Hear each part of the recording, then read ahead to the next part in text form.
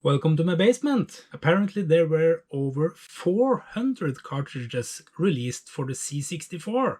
That number kind of surprised me because I can't really remember seeing a single cartridge back in the day. There was only tapes, and more tapes. But I recently stumbled upon three carts released by Commodore in 1982 and 83. But before we have a look at the games, we will also have a look at my new upscaler and the S-video cable I used to hook up my old Commodore machines. Let's dive in!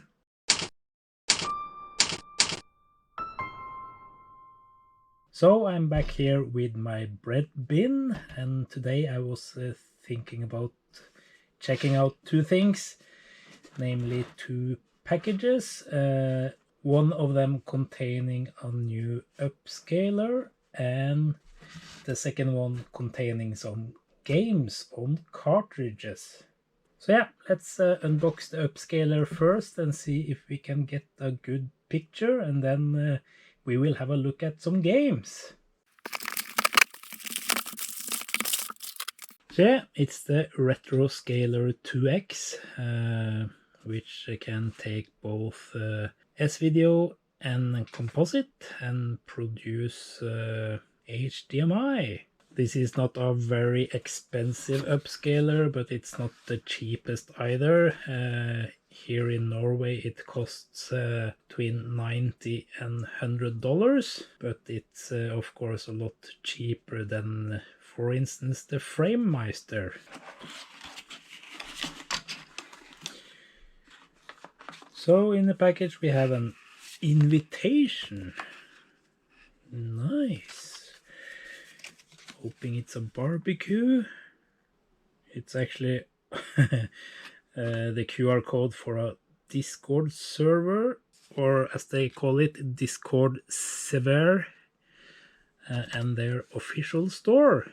Hoping I don't need to attend the Discord server to understand how to use it. And there's even a manual with nice pictures. And you can contact Barry if you have any questions. So in the package you have the power cable, and you have the box itself. Feels a bit plasticky and light. On and off button like that, S-video and composite and HDMI out, and you have input select and smoothing mode. And to hook up my Commodore to the upscaler, I use a cable that I bought from Retro Computer Shack quite some time ago, but they are still selling it. And this one goes into the Commodore video out, or monitor out, I think it's called. And yeah, it gives you both S-video, which is the best signal if you have an upscaler that can handle that, or AV. So if you use the S-video output, you also have to remember to connect audio, which is the red and white one, but you don't need the yellow composite video. So yeah, the picture is actually pretty good. Happy with that. On the Framemeister you have a lot of settings, so you can move the picture around and crop it a bit to, for instance, get rid of these artifacts on the side, this white line, and also you can see a line at the bottom here. But yeah, for this price it's really good actually. So let's try to enable smoothing mode. And yeah, as you can see, the characters are not as crisp anymore and they are smoothed out. The font looks completely different with this setting. So yeah, let's go back to the original. There we are. I like my characters crispy and edgy. So now that we know we have a good picture, let's open the other package and see what games we have to play with. So we got International Soccer, Radar Rat Race, and the reason I bought this bundle, Star Ranger. And this one has a crack in the shell, but the other ones should be good. So I actually don't remember anybody that had cartridges when I grew up. Everyone had tapes. I didn't see any floppy drives for the Commodore either until I got a lot older. So yeah, these are pretty exotic. So let's test International Soccer first. This game was released in 1983 by Commodore on cartridge. It was re-released on tape and disc in 87, I think, or 88. Let's see if it still works.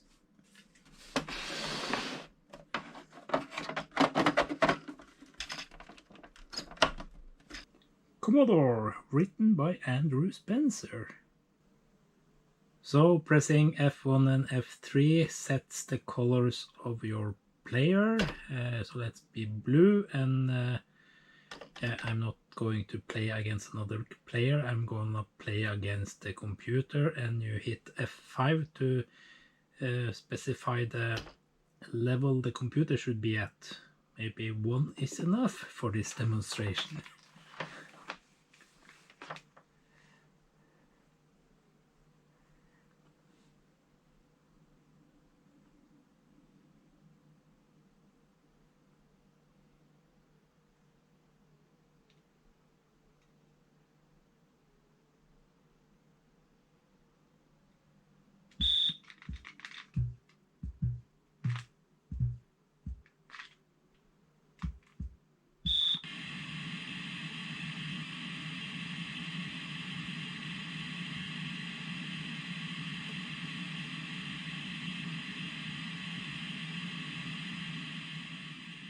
Next we have Radar Rat Race. This is one of the earliest games for the system, and it's not a good one. I think it also was available for the VIC-20, and it looks and plays almost the same on these systems. I think it was released in 1982 actually. Let's see if it's as bad as I remember it. Push F1 to run.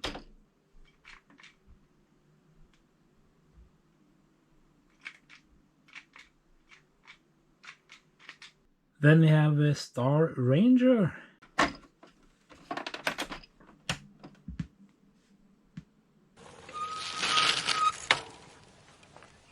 Yeah, of course the best game of the lot does not work.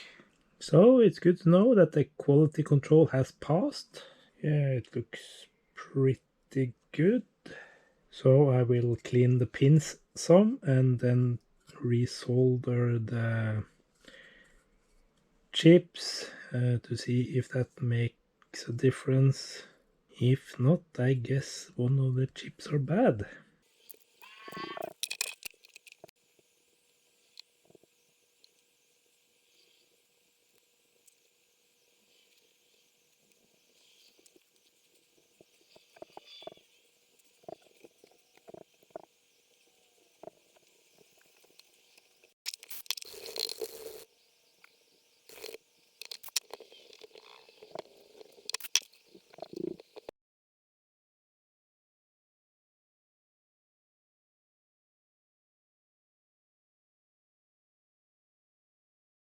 So I've inserted the cartridge. Let's see if it works.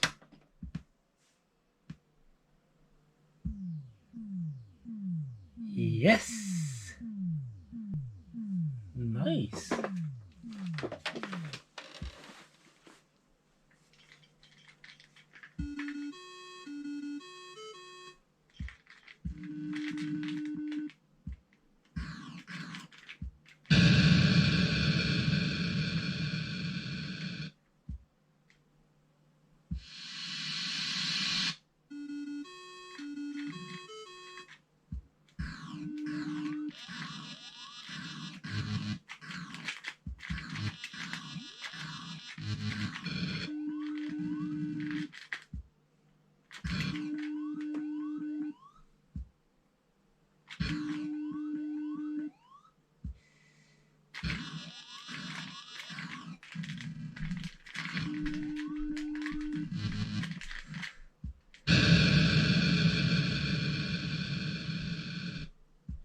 I'm happy I got them all working again. It was pretty obvious that the Star Ranger had been opened before, probably when the previous owner tried to fix it, and the shell was completely broken inside. I'll probably have to 3D print a new case for it at some time, but yeah, it will have to do for now. If you're interested in looking at the 400 cards that was released for the system, I'll leave a link to Mayhem UK's excellent site in the video description. Here you can view Mayhem's entire collection of cards, including scanned box art and a description of the gameplay itself. That's it for this episode. If you like content like this, please be sure to like and subscribe, and I do hope to see you next time.